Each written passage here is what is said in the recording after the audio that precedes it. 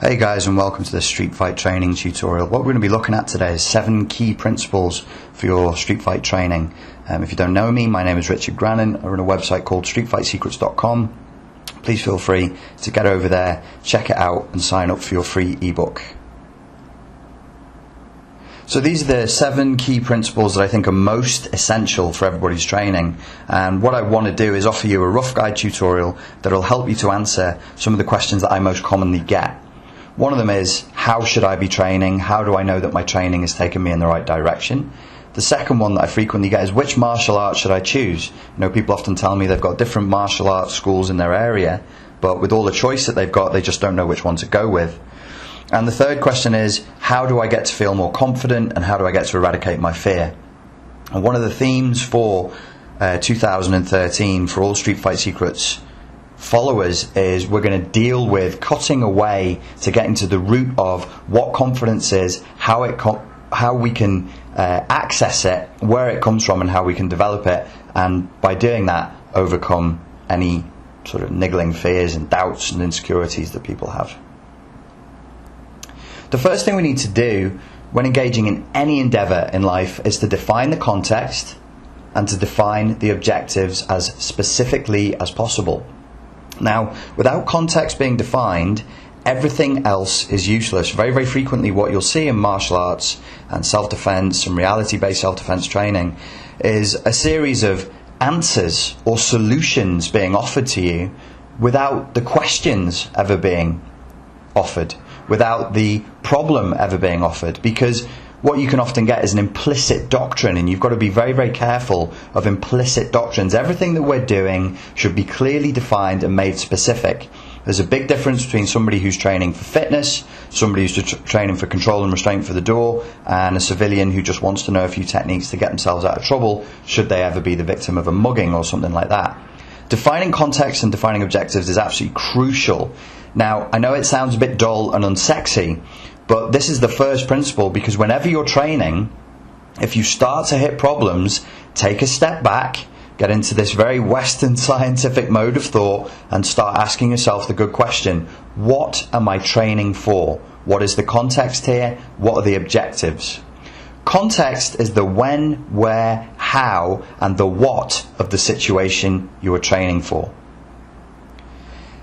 So one of the issues that we have to look at is, if modern street violence that you're likely to face, most of the people who are followers of Street Fight Secrets are in America. Second biggest country is the United Kingdom. Then roughly all about the same is Canada, New Zealand and Australia. And we all face very, very similar cultural problems. A lot of it is drink and drugs related, but what it means is, if you're a normal male between the ages of 18 and 50, if you're going to get beaten up or assaulted or in a fight, it's highly likely that that's going to happen in a situation where, this is the crime statistics, this is not my opinion, where alcohol and drugs are involved, and it's going to be a socially ambiguous situation, probably with poor footing, probably with poor lighting, and it's probably going to involve a lot of different people. It's going to be confusing. There's going to be a lot of psychological noise in that environment as it unfolds, and it can be very, very intimidating and very overwhelming, because you're trying to process a lot of stimuli at the same time. Therefore, if that's the case, do traditional martial arts types of training and training drills and systems, do they adequately prepare us? Well, obviously not. If they did, I wouldn't have a job. There would be no Street Fight Secrets, because the only reason this project is ongoing and that this works is because there are questions that are still unanswered that we're trying to answer for modern day realistic self-protection that isn't being answered by traditional martial arts and most self-defense systems. The context includes you. That means your age, your experience, your attributes, how fit you are, how strong you are, injuries you carry, your psychological outlook, your social intelligence quotient, and all of that. So you must include in your analysis of the context yourself.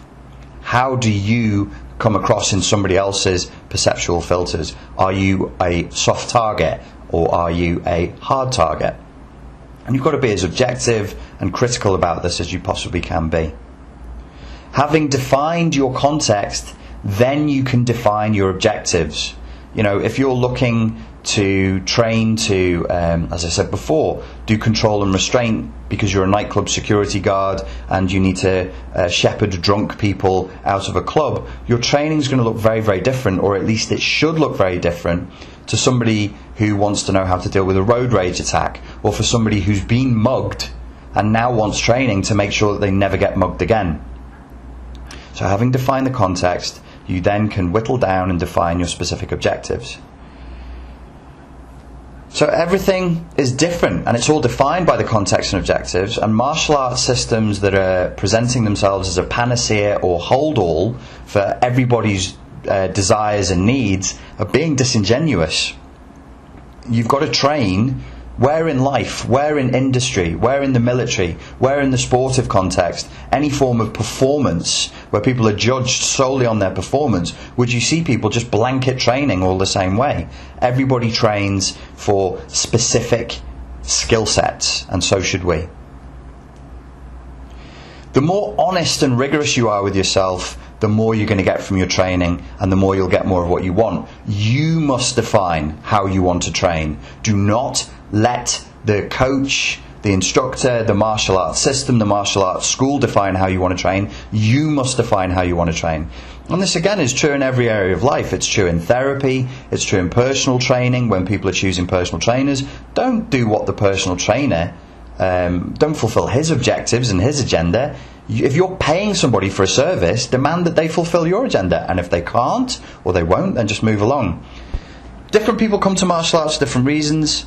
Fitness, some people want to do it for fitness. It's not great for fitness. I'll be really honest with you up front.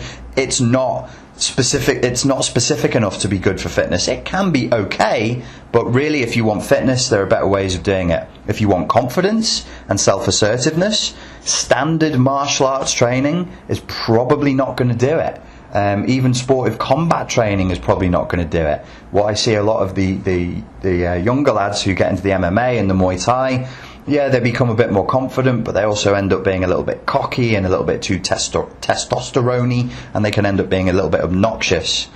If you want self-protection training, is your local Taekwondo school going to do it? Let's be realistic. Some people just turn up for social networking, and I have to say, martial arts, whether it's a reality-based self-defense class or a kickboxing class, is good for that. And some people are just pure hobbyists, and there's nothing wrong with that. And if you are that, you must embrace that and love it, and just be like, I do this because I love this, and I love to collect training, and I love to collect systems. If you're honest with yourself and you're specific, you're more likely to enjoy the martial arts. One of my favourite quotes from Masaki Hatsumi, the grandmaster of the Togakure-ryu Ninjutsu school, which apparently came from his sensei, is you should enjoy the martial arts. The martial arts should not dominate your life. They should be something that you enjoy. So your context comes first, then you get your objectives, then you get the strategy, then you get your tactics, and the techniques come last. We define our context, we define our objectives, the techniques come last. So you might well ask the question, why is it whenever people demonstrate martial arts, or whenever people discuss martial arts, they talk techniques first? Before we get into the second principle, remember that you must separate the what and the how. So I don't know, I don't really use martial arts forums anymore because I don't find them that useful or helpful, but I did for a number of years, and what you'll find is on most martial arts forum threads, there are arguments about how to train, and they usually break down into a style versus style, club versus club, system versus system argument, which is an unwinnable argument, and an argument that, or a debate that can't really progress, because people are coming from their subjective opinion and preference, and presenting it as objective fact, and you can't move forward from there, which is why I don't use the forums. But very few people actually argue over what to do. Now, what do I mean by this? Most of us, regardless of your style, your system, your background, or your instructor, would agree that if you're woken up at 4:30 in the morning by a gang of masked men jumping through the window with weapons and they're saying, we're going to kill you, we're going to kill everybody, and then we're going to rape your dog, that you must do something about that. You must, the what you do is you stop them from fulfilling their intent as best you can. You make yourself safe, you make your family safe. And if that involves the application of violence, then you would do it as quickly and decisively as you can. Very few people would argue with that. Even the most stringent whinge bags, you know, who are always going on about what will get you locked up, and if you defend yourself you go straight to prison and all of that nonsense. Even they would agree that you should do something. So the what is seldom argued over, but the how often is. And my advice is this: don't get hung up on different styles. Don't drink the Kool-Aid. Do not drink the Kool-Aid. Don't become a cult follower. Don't get involved in the politics or any of that stuff. Stick to your context and your objectives and to certain principles. And I'm going to give you some more principles. I think these are the key ones. If there are other principles that you need to adhere to because of your objectives, then define them as clearly as you can and then stick to them. Okay, for self-protection, for street self-protection, and for nightclub security, control and restraint, and probably for policemen as well, I would guess, we need to adhere to the principle of keeping everything rooted in psychology, because fights are things that happen between human beings, and human beings have minds. They have their own psychology. And you don't need a degree in psychology, but you need a good understanding of communication and human interaction, social intelligence, understanding body language and the way things usually play out in order to be effective in street altercations. And your training must reflect that. So whether you're choosing a school or you're choosing how to train yourself, you must keep everything rooted in psychology. Remember that self-protection is not ego protection. Self-protection implies a desperate struggle for survival that you did not choose, where every other opportunity was closed down. You've got no choice, and it's desperate and it's very dangerous. Ego protection, well, we know what ego protection is. Ego protection is getting somebody cuts you off on the road and you wind your window down and swear at them, and then you jump out your car and go, do you want to fucking go then? And, you know, posturing the monkey dance and puffing your chest up and all that. Self-protection is not ego protection. I do not teach ego protection. I teach ego management, ego dissolution, but I teach self-protection. You've got to be very clear about that. That means that it should always be rooted not just in psychology but in psychological deception. Because there is a high threat, because you did all you could to avoid physical violence, because you've been given no choice, you are therefore on the back foot. You are not choosing the how, the when, the where, the what of the assault or the fight. So the other person is taking advantage of you. They're giving you as much of a fair fight as a tiger does an elk. I don't know if tigers eat elks, but it's the same thing as in the wild. It's totally asymmetric. You have predator and you're being treated as prey. So therefore, you need to eradicate all normal thoughts of fairness. And this sounds very glib. You know, we don't fight fair, we cheat in the fights because it's for the street, blah, blah, blah. But people aren't really thinking about what they're saying here. Your thoughts of fairness are indoctrinated into your unconscious. Your ideas of being a good civilian, a good person, a good human being, a good boy or a good girl go way back into your psychology as a kid, where you were trained in school from childhood to be good and to be fair. So don't be glib about this. Don't just give it lip service. Really think about how you're indoctrinated to behave in a way that gives all the advantages to the criminal predators who are trying to prey on you. Your training must be preemptive. So your training needs to cross from the verbal to the physical, from the psychological to the tactical. Now, at the most basic level, that means that you need to learn how to talk with your hands, and then actually start to move into fight. So you need to go from talking to punching. That's at the most basic, simplistic level. But it's more than that. You don't just need to learn to strike preemptively. you also need to move preemptively. Now, what do I mean by that? When you're reviewing a training system or a school or an instructor, be very, very careful of any training that indoctrinates you over time to wait for the other person to put a move on you so that you can do your counter. A lot of TMA, a lot of traditional martial arts, and a lot of self-defense courses are based on that, waiting for the other person to do something to you so that you can do your counter move. It's inefficient. You must be as preemptive as you possibly can be at all times. It's a great training principle to adhere to, and it's something to be looked for in your instructor's training.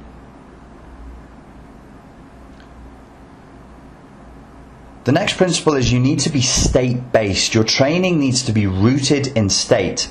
Now, I am of the opinion that your state should be aggressive. I use the word aggressive a lot, and I mean raw aggression sometimes, but I also mean cold aggression. Some people don't like the word aggression. So if you don't like the linguistic word aggression, don't use it. I also use tenacious resolve. I also use the word forward drive. I also use the more tempered term cold aggression. When I'm talking about cold aggression, I'm thinking of the cold aggression of the SWAT team. You know, they don't run into the room and go berserk and start beating people, everybody to death with the butts of their guns. But they are also not in a passive, soft state. They're in a very determined, single-minded, get-the-job-done type of state. They take decisive, violent, fast action quickly, but they don't go berserk. Okay? Some people advocate that you should be in a totally zen-like state during a fight. Well, my answer to that is if you can, then you're not truly under pressure, because a fight, an assault, a genuine threat scenario is very emotionally disturbing. It's very psychologically upsetting. You're unlikely to be feeling zen-like and centered while some stranger who you don't even know, who for barely any reason whatsoever is trying to mash your head into the pavement. It's upsetting psychologically. So your training must involve drilling you psychologically and emotionally to respond to violence, not just physically. If it's just physical, then when you hit that psychological shock factor, you will freeze and you will not remember any of the moves. The movements cannot be remembered. They must be in your unconscious, and you need to know how to download the physical moves into your unconscious, and we'll get into that in a second. So not every instructor agrees that you need to be aggressive, but you must. And I would concede the point, if depending on your definition of aggression. I don't believe in being in the calm zen-like state. That is not self-protection. I think you should work to be as in control of yourself as you possibly can be. I don't really want to have a big argument over being aggressive or being cold. You know, whatever you want to do, it's up to you. It's your life. You must overcome the paralyzing fear that you could face when faced with sudden violence, and you need to know how to do it. One very effective, very powerful way of doing it, and it's not just me that's found this, is to instill anger and righteous indignation in the student. Because where anger is, fear cannot exist next to anger. It's impossible. If you're extremely fucking angry, you can't be terrified. And if you're angry, you're more likely to take action. That's what we do with beginners. Over the years, I would expect you to train yourself beyond the point of raw, heated anger to that more trained, cold aggression, that single-minded, forward drive focused. The second thing that you must have, without argument, is you must drill to face raw aggression. Because you don't want to be shut down in the street by somebody who's massively more aggressively than you at the verbal range. You don't want to be shut down at that psychological level. You must also, in your training, be training to deliver with violent intent in an altered emotional state. And over the years, you've got to be looking to master your own psychological and emotional states. It's an incredibly useful life skill that moves beyond just street fight, self-protection or martial arts training. It makes you a better human being.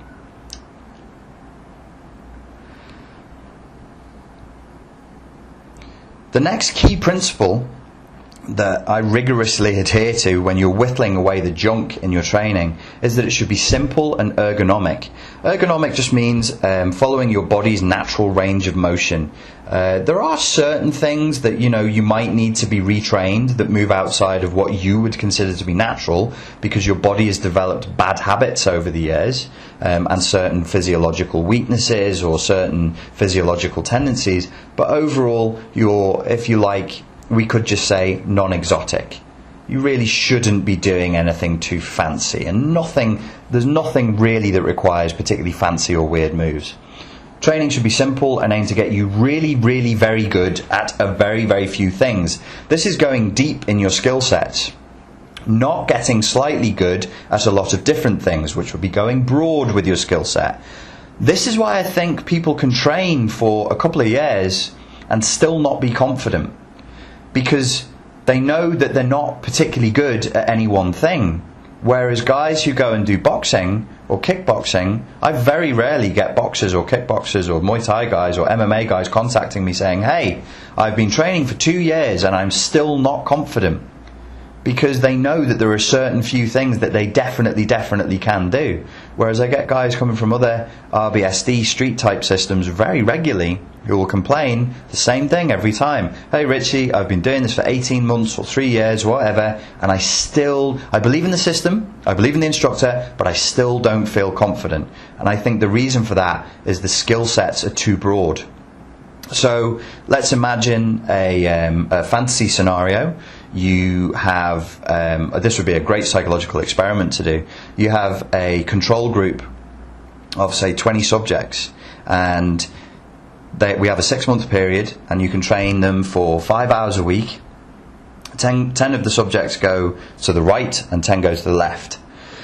Who is going to feel more confident at the end of the 6-month period? If you get 5 hours a week of the deep skill set or 5 hours a week of the broad skill set? So that's one question. Who's going to feel more confident at the end of 6 months? And the second question is, who is going to be more capable at the end of the 6 months? I.e., if you were going to go for a drink in a dodgy pub because you had to for a business meeting or something, which group would you rather go in with? The ones who could do a few things really, really well, or the ones who couldn't really do a shitload of things very well at all because they'd only skim the surface? Now, the final question I would ask you, and we've got to be honest with ourselves here, which one looks sexier? Which one looks more appealing?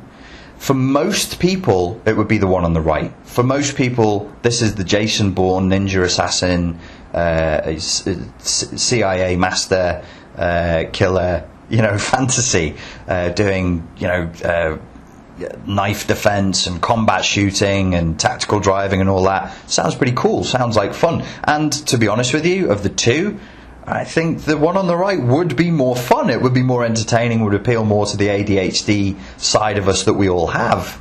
But I know from brutal, cold experience that it's the training system on the left that would actually give you the better results, both in terms of your confidence and in your actual objectively verifiable abilities. And that's not just because I think so. That's if you want more information on that type of thing and those types of studies, just look at occupational psychology, where they study how to train people in the workplace and how to train people in industry. Going broad does not yield high skill sets. And if you look at anybody who is to be venerated either in sport or in business or in personal development, they tend to be good at a few things, a few simple things. Your training should never rely on magical responses from your opponent. So this also adheres to the principle of simplicity and of being ergonomic and natural movement. If you look at the technique being done here, the lady on the right is allegedly throwing the lady on the left, but in effect the lady on the left is throwing herself. Now, I grew up doing Aikido and Ninjutsu, so I think that gives me the right to mildly and respectfully take the piss out of them a little bit. What could the lady on the left do that would stop her from falling down? Well, one of the simplest things that she could do is give up her hold with her right hand on that wrist. Just give up the wrist, love. It's gone, it's over, it's finished. Give up the wrist, stand up straight, you'll feel a lot better. What could she do about the hand that is chopping into the back of her knee so savagely? Well, if she gave up the wrist and stood upright and just turned her left hip forward like any normal human being would do in that scenario, she would just turn into the lady. She could even keep the wrist. She can keep that wrist and turn into that lady who sat down, and the whole throw is defeated. So you can't rely on magical responses from your opponent in your own training. If you're checking a system, look at what the attacker is doing. Look at how they attack and look at how they respond. If they're not doing the most basic things that any normal natural human being would do, you should be highly suspicious of what you're being shown. Here's one. Not from proper ninjutsu, but from a madman who said he was a ninja. Look at him. He's dressed in black. He's dressed in black and he's in an all-white studio. Good for him. Good for him. They're very, very subtle. Well done, you, sir. And what he's showing here is the old monkey stills the peach technique, and he's doing it, it seems, against the gentleman from the 70s book The Joy of Sex, this nice bearded chap who's just come over, and what he's doing in response to having his ball bag checked is he's keeping his hands nice and high and his stance nice and wide, just so that the man in the black mask can get a good deep grip on his nutsack, which is very kind of him. Training should be based on negative rather than positive assumptions. We can't afford to make positive assumptions, but if you look around, a hell of a lot of training out there is based on massively positive assumptions. We have to assume we will have less time than we would like, less space than we would like, that we'll be fighting in poor lighting, with poor footing, and we always have to consider the possibility that somebody's going to pull out a knife and bring their mates over with them as well. So your training needs to reflect that, and you need to look for that in any training that you are assessing. Trust yourself, guys. If you think the techniques are too complex, they probably are. If you're training in a system that after 18 months still doesn't make you feel confident, you should consider the possibility that you're right and they're wrong, that they're actually selling you something that they don't even know whether it works or not themselves because they haven't got any freaking experience. The sixth principle I'm going to talk to you about is destructivity, and it also applies to the principle of asymmetry, so this is like two principles in one. Your training at all times must be the opposite of a fair fight or a square go. Again, people play lip service to this and go, yeah, we don't fight fair, we cheat, we fight dirty, blah, blah, blah. But if you actually look at the training, fair fight and square go and skill testing, tit for tat style martial arts will creep back in. As soon as you relax, as soon as you turn your back just for a second, fair fight training, match training, ego versus ego training creeps back in. And this is one that I fight with, that I have to battle with all the time myself. Now here's a tricky one. Avoid all training if possible that implies or indoctrinates match fight mentality. If possible. This doesn't mean you should avoid your sparring and your grappling. I'm not saying you have to spar and grapple all the time now, but if you've never really sparred, the Muay Thai sparring or boxing sparring, and you've never really grappled at any time in your life, you're missing out on some fairly important experiences, guys. Don't try and just shortcut everything. There are some things you need to go through that you can then let go of. That's what the word transcend means. To be honest with you, I don't see any reason beyond injury. I mean, for me, I struggle. I do the Muay Thai sparring occasionally, but I have to be very, very careful because I've got knee injuries. There's no reason to not just keep doing it and keep doing it. And apart from anything else, it's really good fun. Really good fun, works on a lot of your combative attributes, it keeps you fit, it gives you that confidence. People are always looking for confidence. I'm like, well, go and get punched in the face, go and get kicked really hard in the leg and realise, you know, you're not made of glass. You're tougher than that. And go and give somebody else a good punch in the face and go and give somebody else a good kick in the leg. And guess what? You walk away from that feeling a lot more confident. It's the same with the grappling. The grappling is a fantastic confidence builder. But because beyond all thought, all doubt, all questions, and all intellectual pontification, you can't really afford to be thinking if you're sparring somebody or if you're grappling somebody. You just have to relax, just let go, and you just go into the single-minded focus on the job at hand. It's very, very healthy. But beyond that,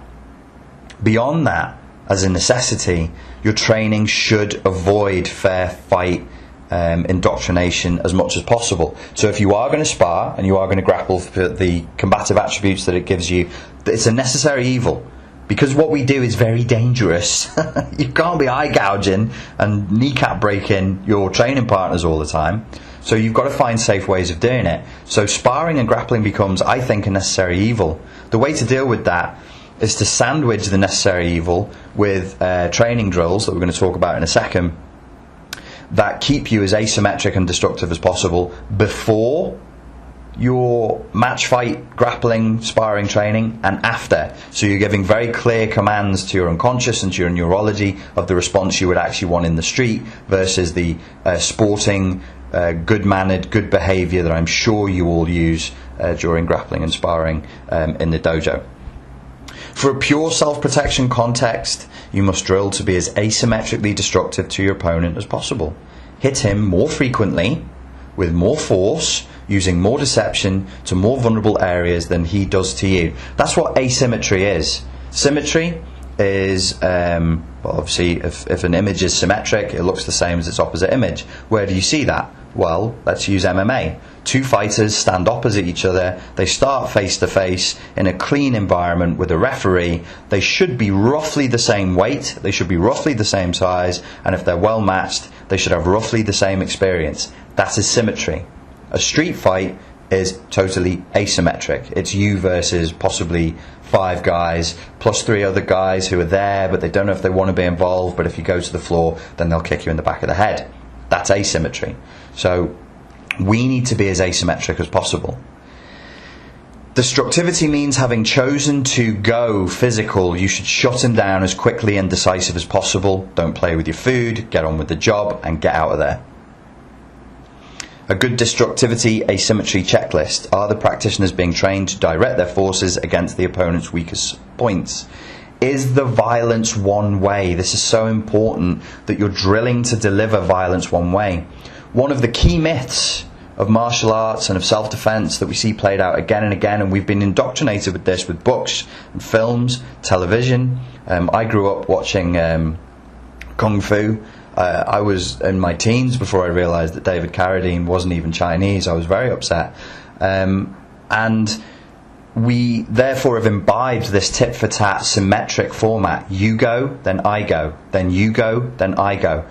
But if you look in nature, if you look in the wild, and you look at actual street fight footage, violence is usually actually applied one way. One person does it to another person. One person is the transmitter of violence and the other person is the recipient of violence. Even in combat sports, symmetric combat sports, you'll have little moments where a flurry of punches is being delivered and usually the other guy has to cover up or eat them. It's unlikely you're going to see 2 guys delivering a flurry of punches at the same time to each other because you just physically can't do that. It's impossible to do that. Here's a great maxim, often quoted by Coach Tony Blauer. It's a chess maxim: don't do your best move that you love, that you've trained for, that you know makes everybody in the gym go, ooh, that's awesome. Do what your opponent least wants you to do, and it's going to shut him down as quickly as possible. Here's a little definition of asymmetry from the military standpoint. I think originally it just probably came about as a way of describing guerrilla tactics. If you want to think of what asymmetry is, think of the military, think of warfare scenarios, it's usually guerrilla tactics. So the weaker combatants are attempting to use strategy to offset deficiencies in quantity or quality. There is actually in the American military the asymmetric warfare group. They used to use the motto until recently that I love, which is normal is just a setting on a washing machine, just to say, as a reminder, there's no such thing as normal circumstances. But I think they probably got rid of that because it's a little bit pedantic, and also there's no such thing as symmetric warfare. I don't think in the history of humanity two armies of exactly equal size, experience, skill and technology have met up on a totally flat plane and battled it out to see which one was the best. That's probably never happened. That's probably the idea of symmetric warfare is probably a bit of a myth. The asymmetric warfare's group is now just think, adapt, anticipate. No, they're worth looking up. Okay, the seventh principle is you should adhere to the notion of intelligence. So your training should be intelligent, and when you're reviewing a training system, you should look to see, is it intelligent or not? So that means no square pegs in round holes, which is another way of saying no forward engineering. You shouldn't be taking traditional martial arts techniques, like in ninjutsu we had the arm lock that was called Onigadaki. That's the demon crusher, which you can go and look up now if you want to, or any arm lock, say, and then just go, right, how can I apply this to street circumstances? That's forward engineering. That's taking a skill set or a technique or something you've already got and then trying to push that into the context. But what we should be doing is back engineering or reverse engineering from the context and the scenario, and then working out our solutions from that. So if the instructor is doing that, then we can consider that training to be intelligent. You don't want to engage in training that either teaches explicitly or implies that you should be winning the battle but losing the war. That is not intelligent. So if you're training to always smash the crap out of anybody, and your way of verifying whether you've been successful is the amount of broken bodies you leave behind you, well, guess what? That isn't always the most appropriate response. It certainly isn't always the most moral response, and the police will have something to say about that eventually. You've got to be intelligent. You've got to gauge what reasonable force is. You need to understand criminal laws in the country in which you're living, and the response should be appropriate to the threat. You don't want to end up in prison because of your self-protection training, and you certainly don't want any criminals coming after you because of the way that you trained. So be intelligent and make sure that it's not just some indoctrination of thuggishness. That is not intelligent. That is not good self-protection. Intelligent training uses every option other than violence first. It uses the environment, and that can be the physical environment or the social environment, and it teaches you to improvise and to think outside the box. Okay, there's a little extra bonus principle I'm going to go through with you very, very quickly, and that is that the training should be realistic. The attack is what you should be looking at. If you're watching a martial arts demonstration, or you're checking out a system or an instructor, or even in your own training, check the attack. What are the assumptions that you're making of this attack, and does it reflect the reality? There are unrealistic attacks that are blatantly unrealistic. The downward swiping edge of hand chop shown in Aikido. Well, that's there for various historical and cultural reasons. It's supposed to represent the sword. Ueshiba Sensei wanted Aikido to be a system of personal development through rigorous martial arts training. It was never touted as a street system. I only found that out after doing about 2 years of Aikido and reading some fairly obscure books. But the weird attacks that we see in martial arts are usually there for cultural reasons and historic reasons that are interesting and fascinating, and the hobbyist in me loves finding out this stuff. But the realist in me says, how's this going to help me down the local pub when somebody wants to smash my face in? So you've got to look at the attacks, and you've got to look at the assumptions of the attack. And not every time somebody stands in front of another person and punches them in the face from arm's length is that realistic.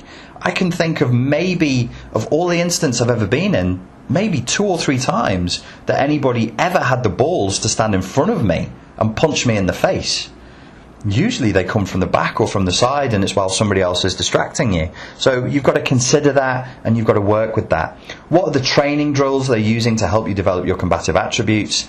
And is there any element of sparring or non-compliance in the training? If there isn't, that is a problem. You can't dead set all your training all the time. You need some non-compliance there. Remember this principle. It's very important that as combative pressure increases, the options of response decrease. I'm really, really bored to death after, I've been doing martial arts on and off since I was forced to go into martial arts when I was 9, because I was such a wimpy kid and my parents wanted me to know how to defend myself, and I hated it for the first 2 or 3 years. Then I fell in love with it, and then my parents wanted me to stop training, and I refused. But I've had a lot of traditional martial arts training over the years, and I am sick to death now as an adult of seeing martial arts instructors trying to look cool, going, hey, I could do this, and I could do this, and I could do this, and I could do this, and I could do this. And it's like, dude, shut the fuck up. Your student loves you. He's being totally fucking compliant. He's letting you do that stuff. Nobody's going to stand there and just let you do that stuff. So as the combative pressure increases, if somebody bigger and heavier and stronger and more aggressive than you grabs you by the lapels, by your t-shirt, and shoves you backward into a wall hard enough to wind you, and in a way that cracks the back of your skull against the wall, which any idiot can do. Any idiot will use that as a first line of attack or intimidation. Stand back in amazement as your years of martial arts training go out the window, because it's very hard to apply a martial art technique when you're flying backwards through space at 40 miles an hour into a wall. So we've got to think about this. As combative pressure increases, your options decrease. If you're treating, or the instructor is treating, real street self-defense as a cornucopia of fantastic exotic things you can do, then you're kidding yourself, and your instructor is probably kidding himself as well. So bring it back to realism and rationality. Can we rationally, realistically and safely check the technique shown, and how? Your instructor, your club, your training system should be showing you how to check the techniques. You should be pressure testing the techniques you're using. Don't just accept what they say. Don't engage in the cult follower mentality. Don't drink the Kool-Aid. Question everything. Challenge everything. At the end of the day, guys and girls, it's your safety that's at stake here. This is not a game. Well, for some people it's a game. For the hobbyists it's a game. But for those of you who want to use this for the real world, this is not a game. You should be testing everything, because if you're being taught crap and you're entraining that crap into your body and mind system, then when you're under pressure, you will crumble, because your foundations are built in bullshit. So in summary, what we need, what we must have to build this confidence from the ground up is realistic training that can be tested rationally by the practitioners, that can be pressure tested. And your instructor should be showing you how to do those pressure tests safely. You don't have to kill each other. Is it good self-protection if you train to protect yourself from a street thug and then you end up ripping and tearing your ligaments and tendons in the gym? No, that would be stupid. That would defy the principle that we spoke about earlier of intelligence. Your training should train your mind and your emotions as well as your body to handle violence, because you lead with your psychology. You lead with your mind first and foremost. You must be training to move preemptively and intelligently. Your response should be appropriate to the threat. You need to learn control and restraint techniques. You need to learn how to get hold of somebody, stop them from hurting you, and put them on the ground until they've calmed down. The training should be simple. It should be reliable, i.e. it needs multiple levels of redundancy. We make no positive assumptions that everything we do is always going to work. We assume that, out in the real world, no plan survives contact with the enemy, and that things will go wrong. It should be as effective as possible, and that means efficiency as well, and it should be destructive and asymmetric. Your training should be reverse engineered from the real world context, not forward engineered from traditional martial arts into street scenarios that are unlikely anyway. I see that regularly. I see people training for street scenarios that just look like absolute nonsense. So how can I help you with this? Well, at the moment we've got the module 1 at Street Fight Secrets, which is comprised of a package of different training tutorials. Now, these are all downloads. They're things that you can go and get right now, and you can be watching this training material within the next 15-20 minutes if you choose to. Everything is available now as a download for you to keep and for you to stream. So the first thing that's in the training, that's in the module 1, is this training tutorial that we've got called 6 Seconds of Extreme Violence. This is a very, very step-by-step, very stripped, very, very much focused on aggression towards the attacker. This is not control and restraint. This is how to hurt another human being, how to inflict injury or unconsciousness on another person. Obviously, it's for over 21s only. Obviously, you're responsible for your own health and safety, and it's to be used within an understanding of the criminal laws of your country, and you should only ever use it using reasonable force at all times. It's based on real-world experience, not on theory. Everything is broken down very much not from an Eastern mystical point of view, where I just expect you to show deference to this amazing historic system, but from the Western scientific point of view. It's principles-based, not techniques-based. I will show you techniques, but I also describe the principles and how you should be applying this so that you can develop your own techniques, or if you want, you can apply slightly different techniques. It's up to you. As long as you're adhering to the principles, what you do technically is your business. It's absolutely step-by-step. So you are shown the weapons, the specific targets, the techniques that you have, and then how to drill them. It's a very, very complete training system. The next thing we've got in the Module 1 is the Street Fight Secrets Instruction Manual. If you want to understand thoroughly the philosophy and the principles behind which this system is made, then you need this manual. It will give you everything that you need to get a good understanding of the Street Fight Secrets approach. It's about, I think it's about 60 pages long. There's a load of pictures in there as well. There's drills in there. It's not really teaching you techniques, because I think it's better to show technical application in video. There are some techniques in there, but it's more about the principles and the way in which we train and how you rationally justify everything you do in your training. It also smashes through some of the myths of self-defense and martial arts training, and it gives you a nice little strategy that, if you develop and work on over time with diligence, will allow you to defeat pretty much anybody. The other thing that it looks at is the principle of combative ergonomics, and we get into that in a little bit more depth and show you how you can design your own drills for anything. The other thing that's in the Module 1 package is this psychological training tutorial. This is the most powerful psychological training tutorial I've ever released. This is an audio tutorial, and it describes one or two exercises, but the main key element of it is a self-hypnosis visualization that allows you to recondition the mind and your emotions to eradicate fear and to harness aggression. Now, I say it's the most powerful tutorial we've got. It is, but it's also the nastiest tutorial we've got. So it comes with a bit of a warning that if you start to get any weird side effects from it, that you stop doing the visualization and that you contact me immediately.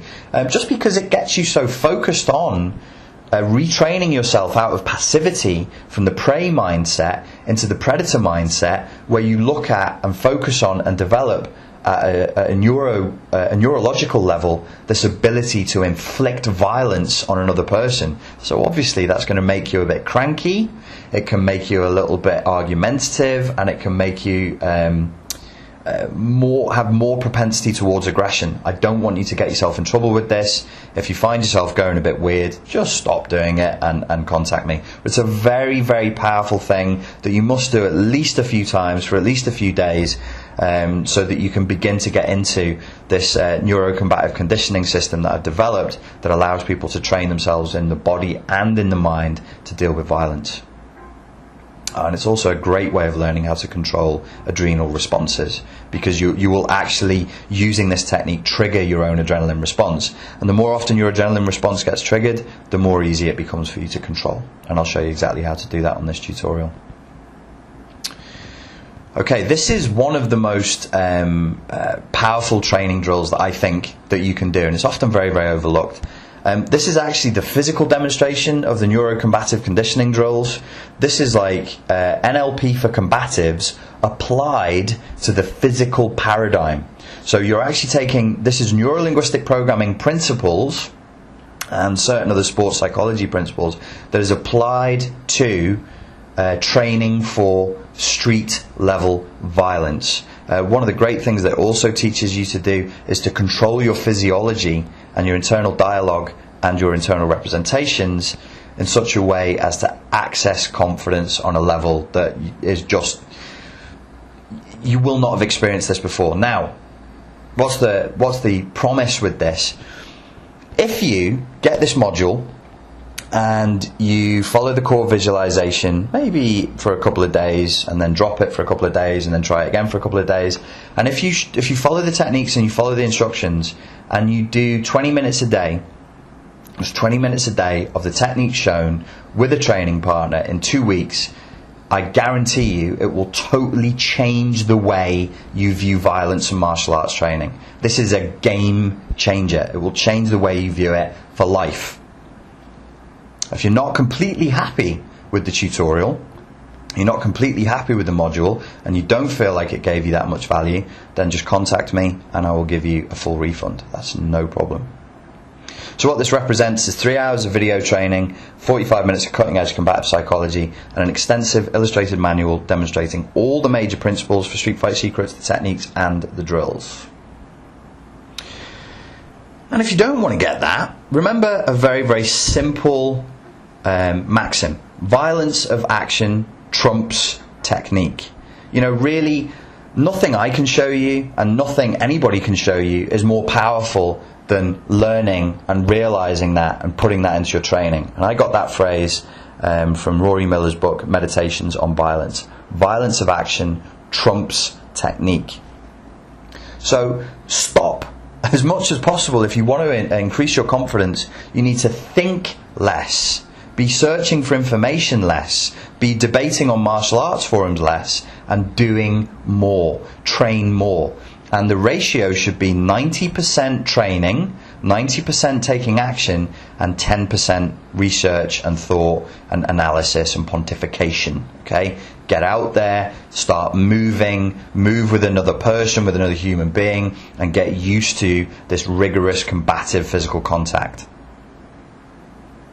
Violence of action will always trump technique. Okay, so this week we have a little bit of a sale on at Street Fight Secrets. It's my birthday. It's my birthday week sale. I've hit 35. Don't know how I got here. I'm sure I was only 29 a couple of days ago. So we got several different options for you. You can either get every Street Fight Secrets tutorial for download in one low price go. I'm only going to leave that on the site for a couple of days though, because it is ridiculously low price. So it's just for the first fastest responders. Once that's gone, it's gone. There's 4 different modules. I highly recommend that everybody, if you haven't already got this stuff, everybody should get module 1 at least. That's on a 50% discount right now.